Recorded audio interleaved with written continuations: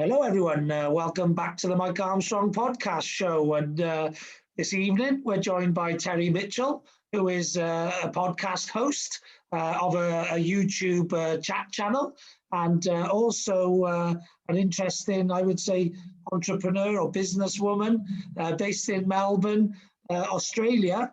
And I'd like to welcome you to the podcast, Terri, and say thanks for coming on, really. So thank you. My pleasure. It's always a good opportunity to chat with other people. I like doing these podcasts. It's a great chance to meet other people that are, doing the same sort of thing. Yes, brilliant. And your podcast is called Voice of Fire. Voice on Fire. Voice on Fire. Yeah. And tell us a little bit about that, about what it's about, what inspired it, and a little bit about yourself, if you can, please. Yeah, absolutely. So my journey that led me to doing the Voice on Fire interviews was just a little bit of a backstory. A couple of years ago, I was involved in a car accident, and it sidelined me quite significantly. I'm still in the recovery mode even all this time on. And I suspected at the time that maybe the injuries might have been a tad more serious than, my poor brain was trying to process. And one of the things that I figured is I had a bit of downtime from my job, and I figured I needed to do something that made me feel kind of useful, because I was feeling pretty out of it, not very functional, I suppose. And so I wanted to do something. And obviously, using the internet's a great way to engage with people. And originally I started out doing little in-room events for speakers to give them a platform to speak. And that was for people that were still kind of new to the public speaking forum. And that was great fun. I really enjoyed doing that. But obviously when COVID came along, that kind of sidelined a lot of things for a lot of people, as we know. But I still wanted to do something. And I figured, well, I've always enjoyed learning about new people and what they're doing. And I was more inspired this time by people that I could see were really just wanting to do something really significant in the world, make a difference, make a change, and be a voice for others. And I was driven by that, inspiration to create my podcast and YouTube channel called Voice on Fire Interviews with Intention. And the people that I interview are, generally speaking, change agents or difference makers or action takers. They're people that they want to make a difference, and they will start doing something to make a difference, either born of their own personal story or because of something that they see going on in the world that they just want to make a difference to. So I started doing those interviews in, I think, May last year. And yeah, I'm planning to start them all over again this year as well. Brilliant, brilliant. And it's a very similar story to myself, because I actually went on a friend's podcast, which is a similar sounding one to you and similar sort of purpose, I think, which is called the Fire in the Belly podcast. And it's about what ignites your passion or your enthusiasm to do what you do. And it takes you through a cathartic 2-hour interview of your life story, starting from, when you're young right the way up to modern day.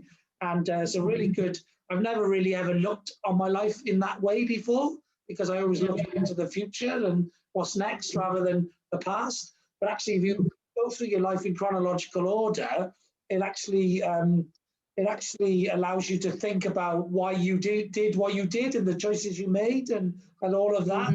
I've never really done that before. And that actually was really cathartic, and it really helped me to hone in on my why, which I'd always been operating around, but I really honed in on it. And basically, I've always helped people. I've always been in management. I've loved helping people, loved helping entrepreneurs. What I realized is I just wanted to help people. And obviously, I did that just before the lockdown, or it might have been just at the start of the lockdown. And I quickly decided I wanted to do my own podcast. So I started my own podcast, which was called You Can Do It. It was motivational and positivity podcast based around the fact that I could see a lot of people were going to be struggling with their mental health because of the lockdown. And I knew I wasn't, but they would. And so I thought, well, I'll try and help them in any way that I can. And then because I've got so much knowledge, information, I've been in entrepreneur since I was 11, 32 years, been in sales, in employment since I was 15. in management since I was 18. So I got a lot of information. So what I realized is not only can I make people positive and motivate them, but I can now also educate them as well. So that's why I started providing useful content on my podcast, and then I started getting guests on and YouTubing and all of that, and that's been the sort of evolution, if you like. So, similar sort of missions, and you definitely should go on the Fire in the Belly podcast, and Pete would make a great guest for yours, as would I. I think because we're both mission-driven entrepreneurs. So I'm on a mission to build a wealth of people and not of money, because I don't really care about money. I'm not materialistic at all. What most people do is build a load of money up, buy a load of shiny things, lose the obsession with the shiny things, and start giving away their money to people as philanthropy, because they realize that's really the best way of making themselves feel good and of contributing to society. I'm cutting out the buying shiny things and having loads of money and just helping people anyway. I'm a skilled philanthropic entrepreneur who gives time and knowledge and information rather than cash to people. So that's a little bit about myself, and so we're on similar sort of journeys. What type of guests make the best guests for your YouTube channel? I find the people that really fascinate me and that I believe have got stories are people who are willing to go out of their way to do something. As an example, there's quite a few examples. The lady that I most recently interviewed was located in Cameroon in Africa, and I'd seen her profile on social media, and she's a beautiful spirit. Her soul is just amazing. She is in her 20s, and she was born with polio, so she's lived her life in a wheelchair. And, we might say that in Australia or in the UK and think, oh yeah, but plenty of medical services around, and you get all the best support. In Cameroon, things are so different. And the fact that she is able to sustain herself as best as she does in her wheelchair, which mind you has broken down on her a few times and left her without mobility. But that said, what's a way to describe it? She's really dynamic. She gets in and she does things. She doesn't sit around and wait for somebody to help her. She sees opportunity to help others because she knows what she's been through. And so she created a foundation in her own city and country. And it's a charitable donation and support service organisation, currently going through the motions of being registered with the Cameroon government, which takes forever. But in doing so, she's been creating fundraisers. She obtains food and resources to support people that have either lost theirs or going through some sort of trauma. And it's just amazing what she's doing. And to me, just the fact that in her own circumstances, as challenging as they are, she's willing to go out of her way to support other people. And she's a very popular voice. She has her own radio segment on one of the local radio stations. She's just an amazing lady. And it was an absolute pleasure to interview her. And I'm sure under the conversations that I had with her, that very few people outside of her own location would even think to run a podcast with her as the guest. So I look for that sort of opportunity. And also there are people that I've known personally. Another lady that I have interviewed, she's currently in Nairobi, I believe, but she's from Melbourne, Australia. Incredible, dynamic young woman who works in a space to do with the LGBTI community. She's one of the most amazing spirits because she's a advocate for people in that what she calls it the queer space. That's her terminology. So she has a program called Queer Here. So there's a lot of things that she does because around the world, we might celebrate gay rights here and things like that in Australia, but around the world, just identifying as gay can get you killed, get you beaten up, can get you ostracized by your own government. And so she's a voice for putting those sorts of stories to the world. And I'm just fascinated by people that are willing to go out of their way and beyond their own resources to help others and put the spotlight on others.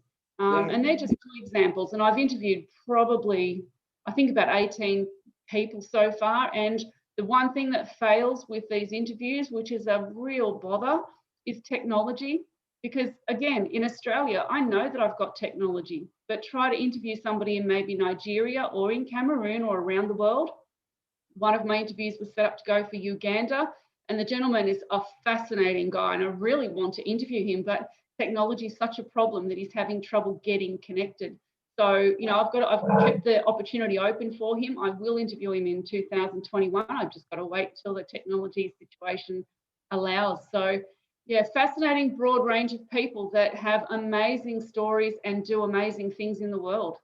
Yeah, well, yeah, that's brilliant, brilliant. And one of my most popular videos on my YouTube channel was a guest I had from Ghana. And yeah, you know, you do have a few Wi-Fi issues and stuff, but that was the most popular one. I don't know why.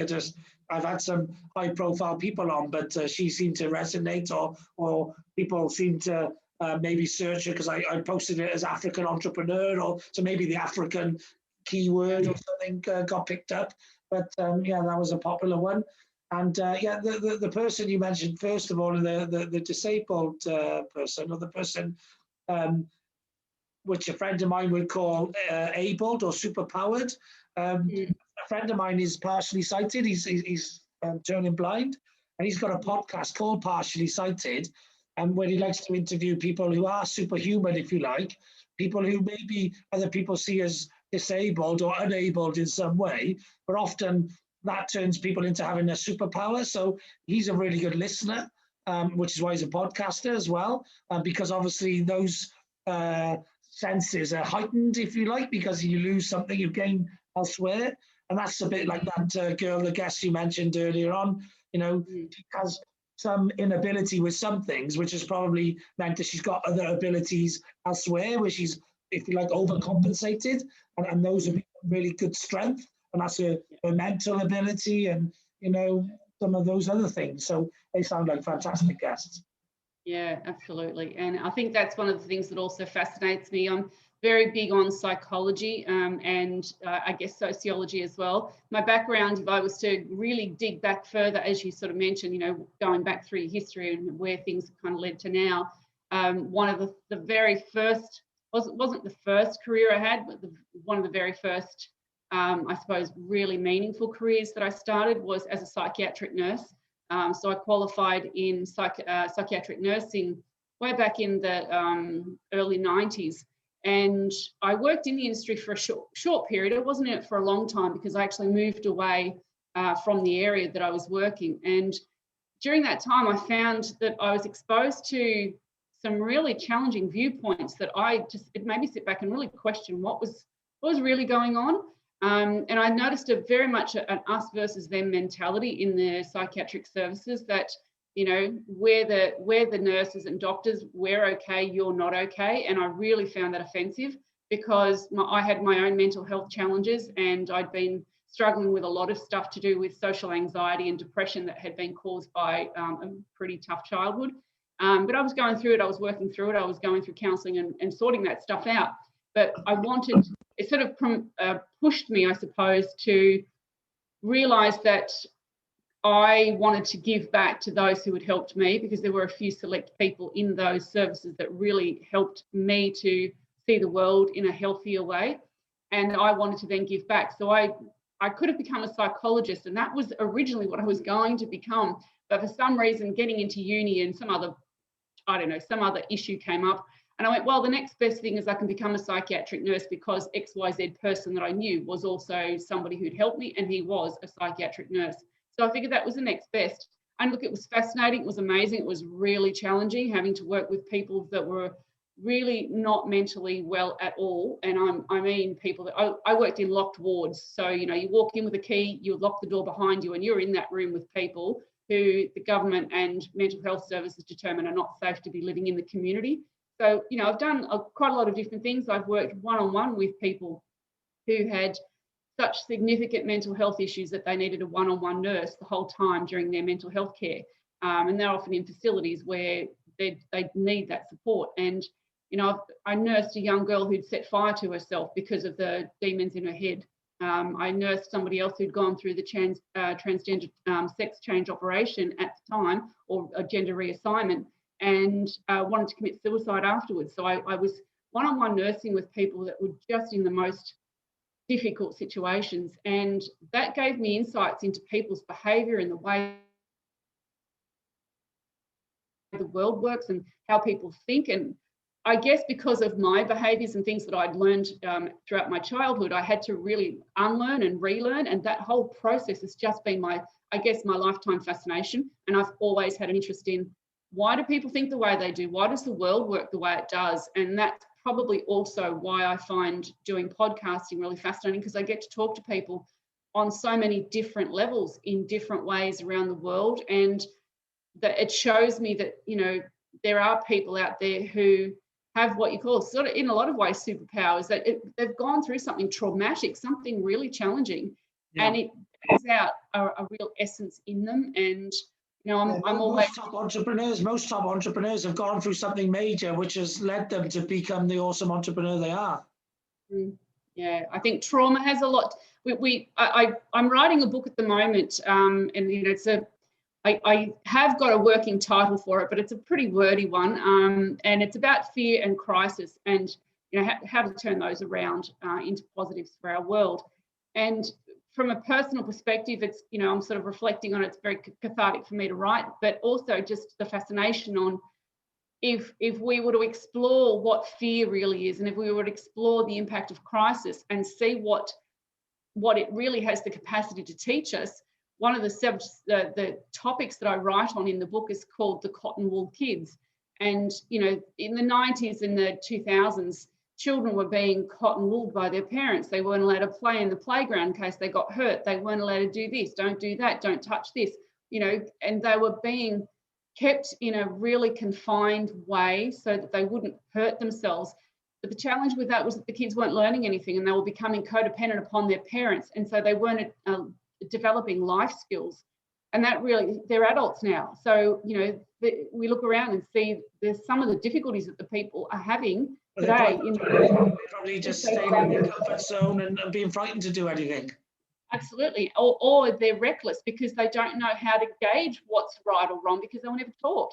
And there's a lot of trouble in the world because we're not allowing people to go through crisis, to feel all the extent of their emotions. We seem to have a strange thing going on in society, and I'm not sure that I'm comfortable with it, where we want to stay away from negative people. And I challenge that a little bit because I believe that there's two ways of seeing people. There's negative people who see the world from a bit of a negative perspective. They're a bit down, things aren't good. There's always a bit of a cloud around them. Then there are the toxic people.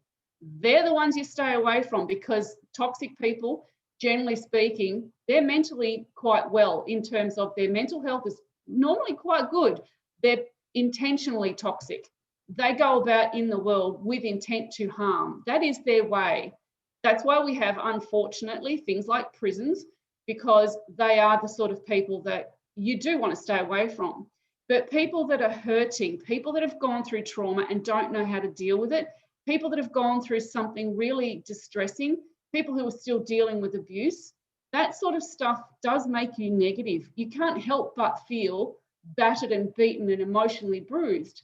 But what we need is people around us to remind us that we're going to be okay. We don't have to be perfect now. It's okay to come through a trauma. And so I'm all about challenging that viewpoint. Yes, there's toxicity. Clearly, stay away from that. But negativity, people are only negative because having been through that situation and been a very negative person in my early years because of all the trauma, I didn't know that I was negative because no one had given me a kind of a set of, I suppose, feedback rules to say, hey, that behavior is negative, no one likes it. No one said that to me, no one does. I had to learn the hard way from people bullying me and criticizing me and isolating me and ignoring me and being really cruel to me. And that would hurt me even more. And so I'd become more defensive to protect myself. And the cycle just went round and round. And so I lost a lot of friends. I had very few people that would stay around me, but I didn't know that. And I was starting to recognize that coming through my own trauma, and as I was releasing it and dealing with it and healing from it, I became a lot more calm, and I was a lot more compassionate, a lot more sensitive, a lot more all the good qualities that people like. And you know, I guess the message that I would have coming from that is, be wary of those people who say stay away from negative people. You need to be able to come through your own, work through your own BS so that you are comfortable dealing with someone else's, in that they're not coming to you for you to be Mr. or Miss Fix-It. They just want to be heard. They want to feel that people actually care about them, and that maybe someone might give them a helping hand to get them to where you are. So I'm always about that. It's where I am, there are people behind me somewhere who really wish that they could be where I am, and I know where I've been. I know where I want to go, but in order to get there, I need to make sure the people behind me can also come along with me. So I've got a very collective mindset about that. That's just one of those things that I find is really valuable in the experiences I've had. Yeah. Okay. Yeah. That's great. And yeah, you mentioned prisons there. I was thinking about something I was going to say as well. I'm interested in psychology as well. My sister's actually a criminal psychologist, so she works, prisoners in the high category awards, where they need psychovalues to see whether they're allowed to be let out and all that sort of stuff as well. And she delves into the negative side of the brain, if you like. And me and her are very similar, and I'm into psychology. I'm an amateur psychologist rather than a trained one. But I do tend to delve into the positive side of people's brains, because I want to learn the techniques and the methods that can excel you to become a superhuman, if you like, and to push you on, rather than the negative effects that can, make you do things that most society don't think is right or fair or proper or whatever. So I always say she delves into the dark side of the brain, and I delve into the positive side, if you like, But I'm a people watcher, and I love, listening to people. I'm a big, massive connector, relationship builder. I connect with people on every platform and any channel, and I don't see it as work, which is why I do it any time of the day or night, like we're doing, 10 episode at the moment, at night time. For me, I love meeting people. I love getting to find out about them. I love chatting with them, building relationships with them. So it's not really work. And I'm fascinated by people. I've actually had 250 people on my podcast since I started mine, which was the end of March. And I started getting people on in June, because I've been pretty prolific, because I do a lot of networking. I meet a lot of people. I love getting to find out about people, because people are fascinating. I think everyone's got a story. Everyone's got something special that they can teach somebody else.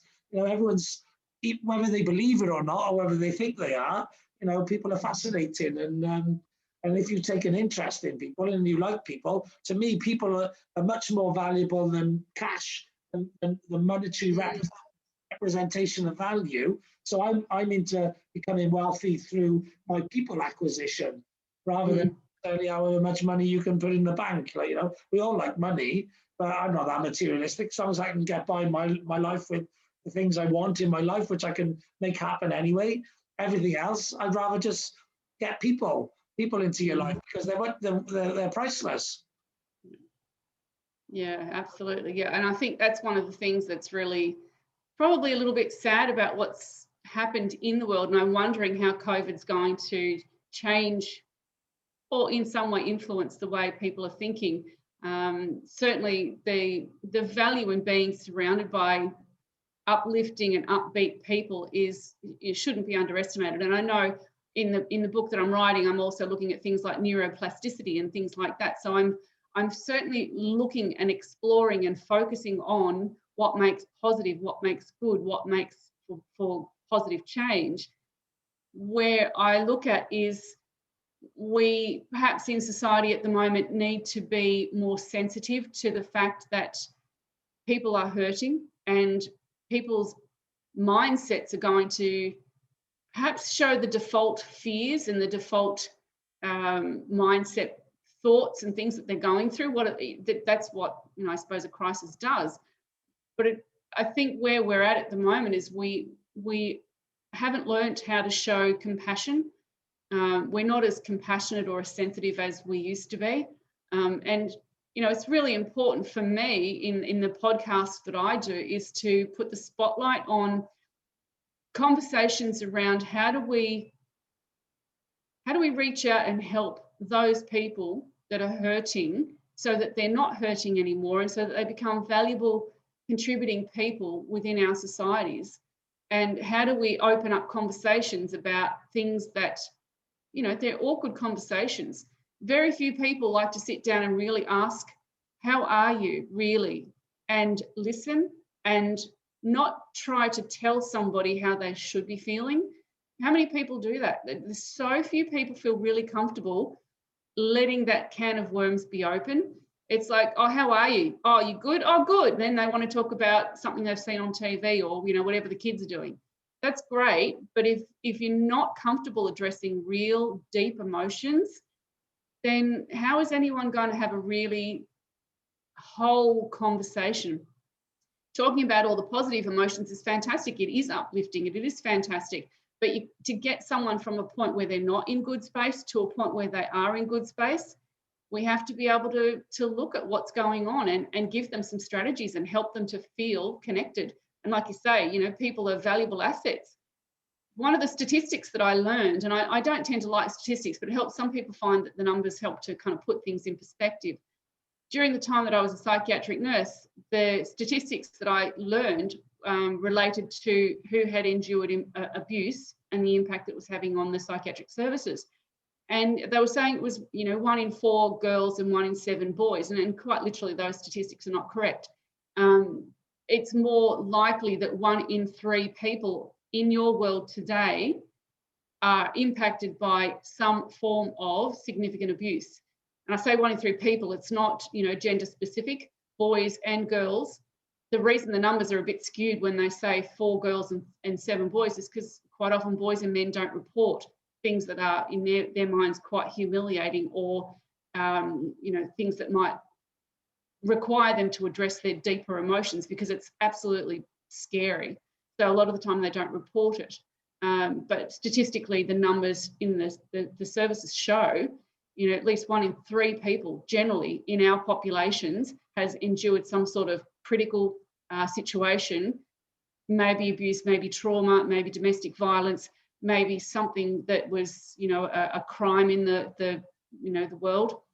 And we often don't know how to deal or process with that sort of information. And, you know, if you look around and you've got, you know, 10 people in the room, you've got at least 3 people that have been traumatized by something.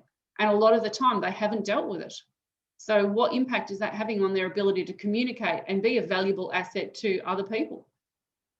We need to look at those statistics and realize that we need a lot more compassion in the world.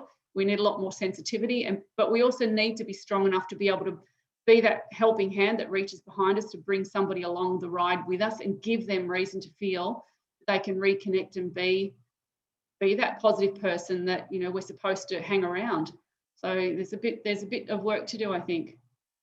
Yeah, definitely. I think the world has become a less compassionate and tolerant place in general. You know, I think it was getting very, very divided. You know, with things like in the UK, there was like the UK, there was the Brexit and all of that. You know, and it was you know, getting quite divided between the immigrants and the people who, you know, the original inhabitants of the UK, if you like. That was getting quite divisive. I think in America it's very divisive between black and white, and between Democrats and Republicans. Everything's it was all getting very, very divisive and toxic, I'd say.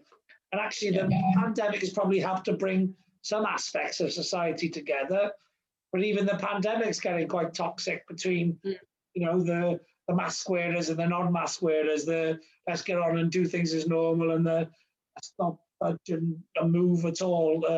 You know, so there's lots of divisions, and whereas people used to maybe sit in the middle ground or be one side, but also understand the other side, people are like, you know, I'm right, I'm on the right side, everyone else is wrong. You know, it's the chasm between the sides is getting bigger and bigger and bigger.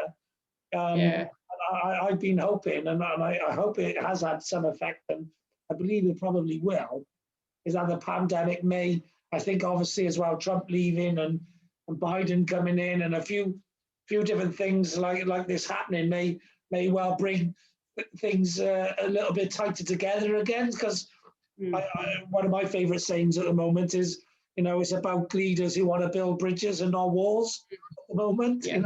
Bringing people together rather than keeping them divided. The whole pandemic, the vaccine, and all of this now this year is going to, heal some wounds and bring people together a bit more.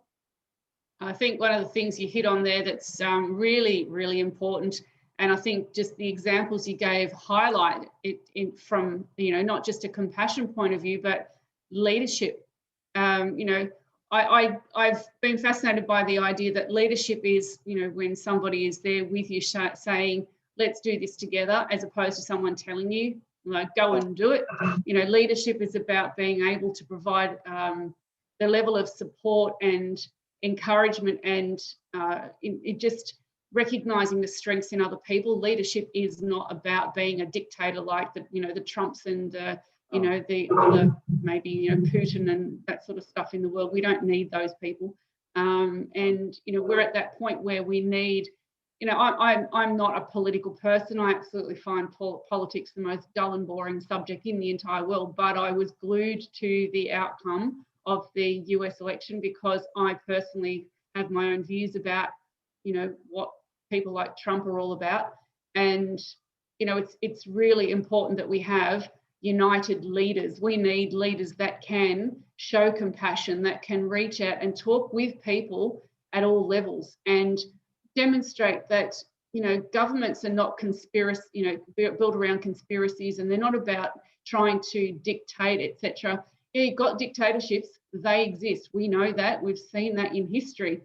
But from a perspective of today's world, if we want to make a difference and we don't like what's going on, instead of using violence and all sorts of negative rhetoric to change things, we need to show that we can listen and that we are open to having compassionate conversations, which, as you say, listen to someone else's side of the story. We don't have to agree with it, but we can have a mature conversation. But we've lost the ability, or maybe just never learned, how to have a mature conversation about, oh, so you believe that? Oh, that's fascinating. I believe this, and not have any negative, hateful, spiteful comments. But unfortunately, even platforms like Facebook demonstrate just how easy it is that if you are able to hide behind a social media platform, you can say the most spiteful, hateful, horrible things to someone you've never heard of before, never seen before, but just because you happen to follow them because they're on TV, or someone else has shown up in your feed and you've decided to follow them, then you go on and you troll and you say nasty, horrible things. Why do we have a platform that allows for that? Where are those people coming from within themselves that they need to do that? The leadership, compassion, and all of that sort of stuff, we need to really focus on that. Yeah, definitely. I think things are a lot more divided now than they were before because of social media. So I don't know if you've seen the program on Netflix, Social Dilemma. No. But it's actually, basically because social media likes, sort of sees what you like and gives you more of it. So basically, people are only seeing now one side of the argument. So therefore, that's why they don't listen to the other side. That's why they don't believe in them. That's why they think it can only be their way, because all the information fed into them constantly is a one-sided point of view. So therefore, they'll argue black and blue that they are 100% right. They've never seen even 1% of the other argument, alone 50% of it. They're 100% to zero, and this is the truth. So this is why it's all about conspiracy theories and all the rest of it, because actually, if they'd been involved in a debate and seen all sides of the argument, they'd still be sitting on the side that they were on, probably, but at least they'd have a lot more information about what the other point of views was and what the argument was. Because they're not seeing that at all, this is what's causing a divided world. And so this is something which has to be dealt with at some point, because I think the world needs to, with global warming and some of the world problems that we have, the virus, another one of them, which seems to being solved at the moment. But with these problems, we're much better at solving them together as we are separate. I think the first virus was, I think, a German company manufactured in Belgium with, you know, international scientists and whatever. And that is the way that, you know, we need to collaborate together to solve the world's problems. Yeah, it's, we're like, we could have so many different conversations about, you know, where the world is at. And, you know, the thing that fascinates me, and the thing that drives my particular podcast and the books that I'm writing, is about how do we create an environment where people will listen to different things, expand their viewpoints, be educated, because once you learn something and you get to challenge what you thought you believed and what you thought you knew, when you learn something that's different, it retrains the brain. It opens up different neurons in the brain. So it's not just a viewpoint. It's not just, oh, I learned to do this today, or I saw that was different today. When you're exposed to those sort of things, because your brain has not had that previously, it's got to rewire itself to acknowledge what it's just learned. So the brain has to be able to, when you're exposed to new information, the brain, you know, creates new neural connections. So it's always, there's not new neurons, because, you know, the brain only has so many neurons once it's a matured brain, but the actual connections, it's forever rewiring those connections. And I guess that's the whole thing with this neuroplasticity, which fascinates me. We know so much stuff in the world. We know an enormous amount of information. You know, you've got Dr. Joe Dispenza, who talks about neuroplasticity. Fascinating stuff, unbelievable information. And there's a lot of tests and studies and exposure out there of to those things that demonstrate that's pretty hard to dispute when that kind of testing and evidence is there. So if we know it, where are we applying it? Why are we not applying it in the areas where it would be really valuable, in schools, in prisons, in hospitals, in, you know, across those places where we have, you know, a lot of potential energy just sitting there, particularly in prisons. And I'm fascinated with prisons. And I think that one of the things that I have yet to see are prisons where they play background relaxation music, and where they expose the prisoners to subjects like neuroplasticity and retrain their brains. Where are we doing that? I'm yet to hear of a prison that is that forward thinking, where the prisoners are exposed to constant calming, whether it be calming music, meditation, you know, even if because you've pretty much got a captive audience. And I don't mean to belittle anybody that's in a prison situation, but just trying to look at it from a pragmatic point of view. It's a captive audience, and we have problems with, you know, recidivism. So if we're going to have people that are constantly going back into the system, what are we doing to help them? What are we doing to create a more calm and more exposed soul to the idea of healing? Why do people commit crimes? Because they don't know any different. That's the environment that they know. Some people choose it, again, those toxic people, but the people that have fallen into the criminal system, they didn't know any different. Talk to anybody that's come through it and changed their life, and they'll tell you all sorts of stories. So for me, it's fascinating that we know these things, but what do we do to apply it? And again, because of the Voice on Fire platform that I've created, I'm really interested in talking to people that are in some way making a difference in ways that the global village needs. And I respect everybody individually has a story, and the individual story is valuable without a doubt. But I look at it kind of more as the ripple effect. In what way does that one story have an impact across the entire globe? What can one person do that can change the world? And, you know, there's countless examples of one person who made a difference globally. Look, throw a simple one, Princess Diana, just because everybody can relate to that name. She was just an ordinary upper class, young, beautiful girl who married royalty. But when that went sour, she was a dynamo for bringing people together in terms of supporting causes, walking minefields. I mean, you know, she really put her voice and her name to things. And, you know, you only have to look at what happened when she died. You know, the entire world. One of the things I remember about when she passed away, and I remember reading this somewhere, that on the day that Diana was laid to rest, crime around the world dropped. Reported crime dropped the day that Diana's funeral took place, because the world was so fascinated with her. People weren't committing crimes, they were grieving. So if we can have one person can collectively inspire, sadly it's grief in that case, but what if we can collectively inspire really empowered feelings of connectivity, so that if someone else passes from the planet, we have another collective get together. If one person can do that, there are 8 billion people walking the planet. Where are those people? Why aren't we stepping up? Imagine the difference we could all make if we all just took that extra step up in ourselves to make a positive difference, which means embracing people that are going through tough times and not seeing them as negative people you have to avoid, but embracing them, helping them.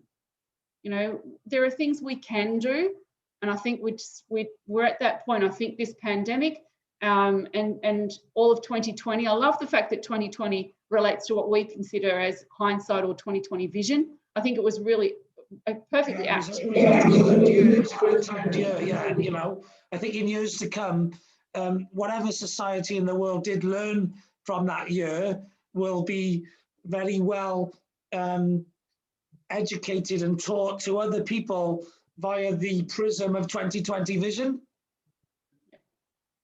Yeah, I think so. I think there's a lot of room, and I think even though now we're here in 2021, and I think now we have that opportunity because we've had COVID around for such a long time now.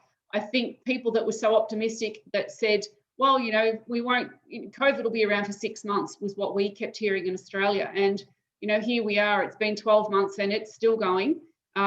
Thankfully in Australia, we've had a fairly, probably because we are such a distant island nation, we're able to lock the borders and we're able to keep things contained. So, you know, places like Australia, New Zealand, Korea, there are some places where they're able to lock the borders. I get that, but I also think that we need to all take collective action, because this virus is going to be around for years to come. And yeah, look, it's great that they can create a vaccine, but there are countries around the world that cannot afford to have those vaccines, and those people are still going to be impacted. You know, I reference the bubonic plague as example, because that was around, like, I don't know, I think I've not even got a time frame in my own head for when that took place. It's more about 100 or so years ago, but the bubonic plague it just went around. It wiped out like thousands and thousands of people, but that plague still exists. Certain countries around the world are still affected by the bubonic plague. So it's not like we just get rid of those viruses and off they go and, you know, we go on and have a better world. We have to learn to adjust to the fact that human beings, just like every other living being on the planet, we die of something. And, you know, we've just got to accept that we are not invincible. We don't live forever. Otherwise, there'd be billions and billions and billions of people still on the planet that are thousands of years old. Clearly, we pass away. That's the nature of the life cycle.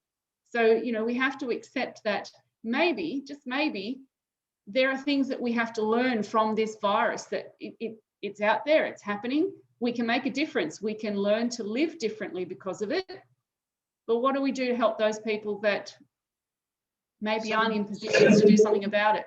Yeah, well, some people believe in a higher power or the power of the universe. I don't know what's happened with the volume. It seems to be echoing now. It wasn't earlier. The people who believe in the power of the universe or some divine power sometimes thinks that it's just Mother Nature, you know, cleansing the situation. At the end of the day, we were in a bit of a dire situation over global warming, and that was the big disaster threat looming prior to the pandemic. Not many people are talking about it now, but I can pretty much predict the pandemic has been great for global warming. You know, we couldn't have got the countries of the world to stop all of the planes and the travel and all of the cars and everything. Nobody could have done anything to this world intentionally what Mother Nature did unintentionally. Yeah, so absolutely. Whether you believe that was for a reason and that was brought upon for a reason or not, I know plenty of people who do. you know, but it was a well-timed pandemic in some ways, like, you know. Yeah, yeah. I mean, and that's the thing that I think we all got so comfortable, you know, especially in the developed countries, we're so comfortable. We've had no reason, since World War II, we've had no reason really to question anything that goes on in the world. We've enjoyed nothing but continuous upgrowth or upspurts in growth in you know, developing luxury, and we live in such quality times. Our quality of life is intense. It's so amazing, the things that we get to do. And then you look at countries like Africa and certain places around the world that don't have what we have. So from a perspective of we've gotten so comfortable, this pandemic has shown us just how vulnerable we are. And it also shows us that we don't have to have all the things going on in the world around us in order for us to have a quality life. We can, as you say, we don't have to have money, we don't have to have material possessions in order to appreciate the value of being alive. You know, this pandemic has taught a lot of people that, you know, that the value of human life has got nothing to do with your status, your wealth, your position, the money that you earn. It's great if you're earning the money, fantastic, and I don't have any problem with anybody being wealthy. It's how you use the wealth. It's how you have the attitude about that wealth and how you see the rest of the world around, you know, that isn't in that position. So it's from a position of what has the pandemic taught us about appreciating we don't need anywhere near the amount of quality of life that we, you know, that we claim we do. It's taught us to see ourselves differently.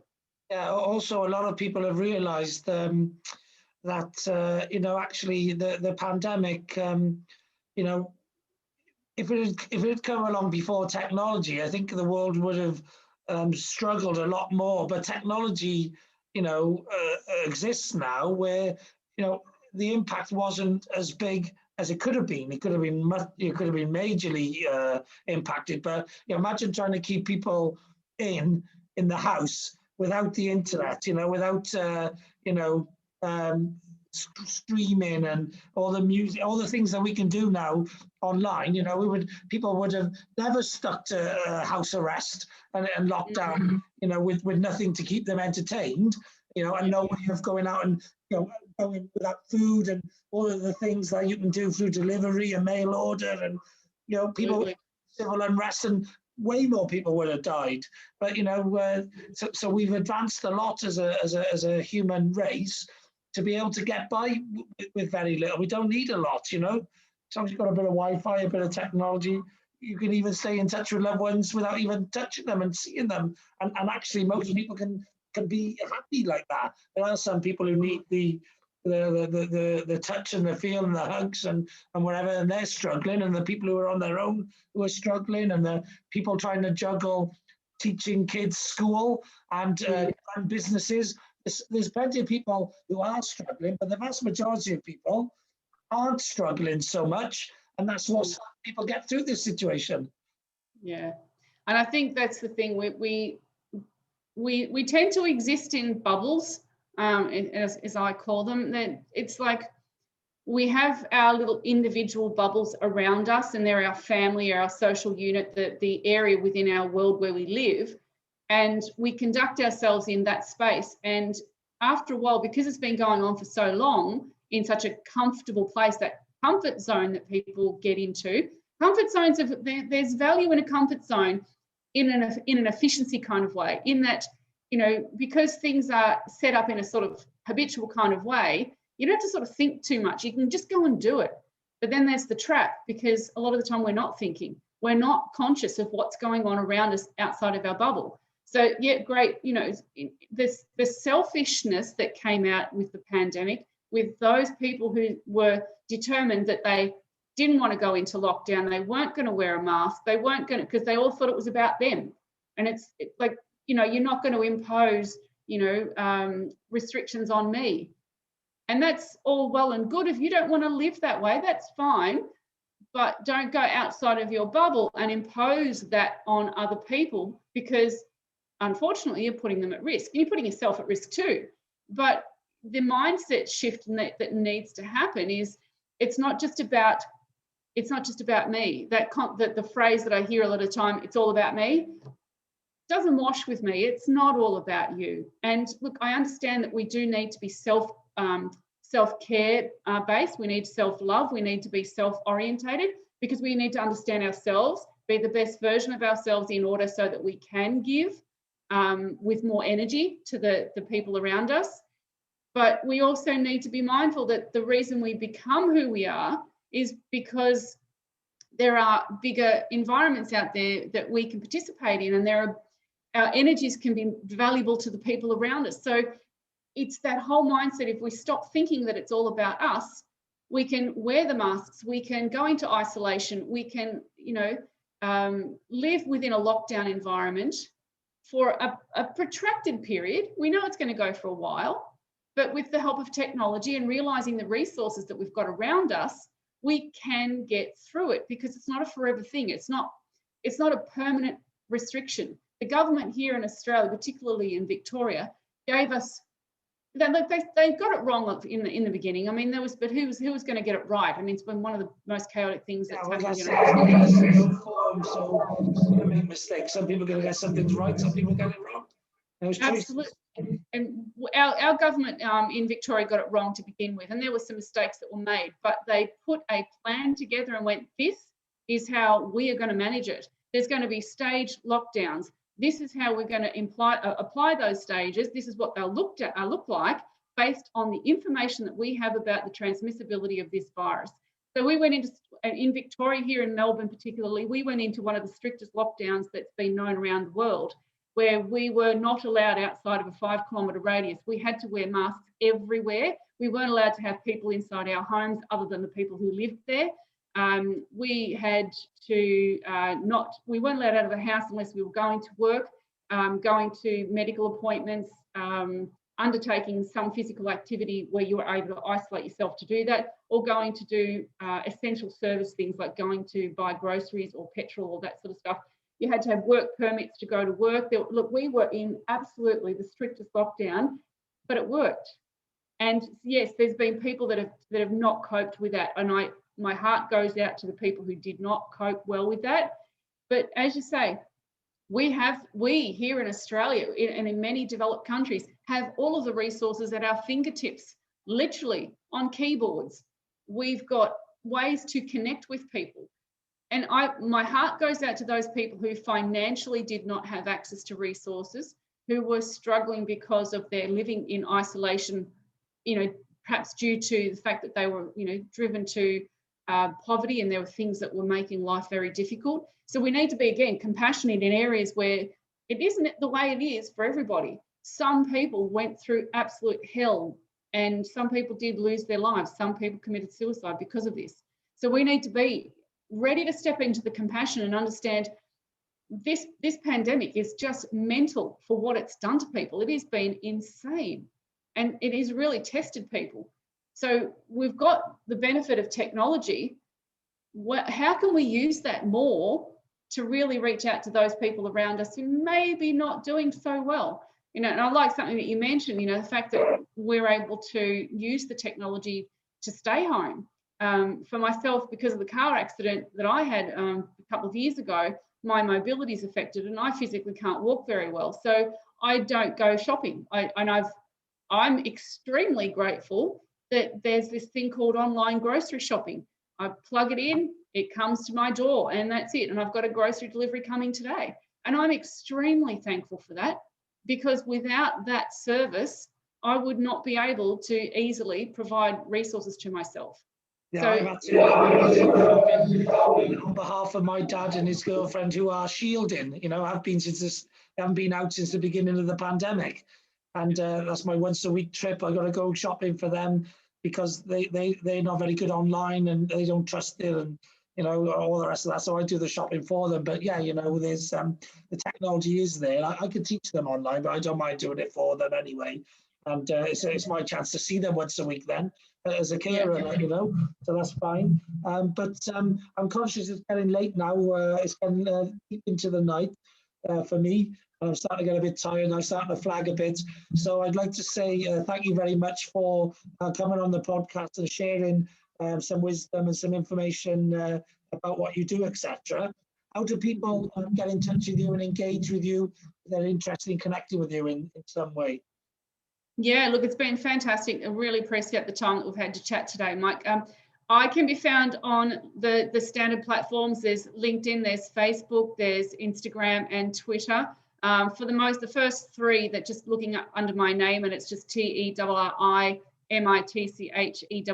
So, most of the time I usually put the tag Australia with that. So Terri Mitchell Australia, because I know there's quite a few Terri Mitchells out there. So usually just find me under Terri Mitchell Australia on Facebook, LinkedIn, and on Instagram. But in the meantime, yeah, if there's anyone does want to contact me, if there's anything that maybe they know somebody that would be a great person for me to interview, or maybe there's something that they're really passionate about and they would like to discuss ways that maybe we can move forward on a project, always open to hearing from people. And if somebody in any way is going through a difficulty because of this COVID pandemic, I also say to people that, look, I'm an ear, I'm trained, I can listen, and I can always maybe offer you some support and advice on, what to do to get through something, and go from being that negative person that nobody wants to be around to being somebody who has a positive sense of hope and faith going forward. Okay, brilliant. Thanks a lot for that. Yeah, it's been great having you on the podcast, and I look forward to engaging with you a bit more on social media, etc., and seeing if we can build on the first step of our relationship. And if I can think of some guests for you, I can think of a couple in my head already. I can connect you up with a few of those people who've done some fantastic things in the world, and see if they can get on your podcast / YouTube channel. Just tell everyone again how they can find you on YouTube. What have they got to look for? Absolutely. So even if you can't remember all the ways to search it, because I don't have it tagged at the moment, I don't have enough followers on my YouTube channel yet, but it is called, the actual podcast and YouTube channel is called Voice on Fire Interviews with Intention. So if you type Voice on Fire Interviews, most often it is the first one that shows up. And so I'd love people to subscribe to it. I've interviewed some really fascinating people. So yeah, check out my YouTube channel there. And the podcast can be found on Spotify or Anchor FM. So Voice on Fire Interviews with Intention. Okay, brilliant. And I'll just give you a little bit of a tip to leave you with. Put hashtag Voice on Fire on every description of your episodes and in descriptions of your YouTube video, and anytime you promote it on social media, and then just tell people to search in Google the hashtag Voice on Fire. And as long as no one else is using that hashtag, all they'll find is your content. Just double check it's not being used anywhere else, and then stick that tag on. If it was being used elsewhere, I would just stick on Voice on Fire Australia or something like that, and then tag everything going forward. And then it's an easy way for everyone to be able to find you wherever they are. Yep, excellent. That sounds like great advice. Thanks, Mike. No problem at all. And have yourself a great day. And I wish you all the best. All right, fantastic. Thank you so much. Bye-bye. Bye-bye.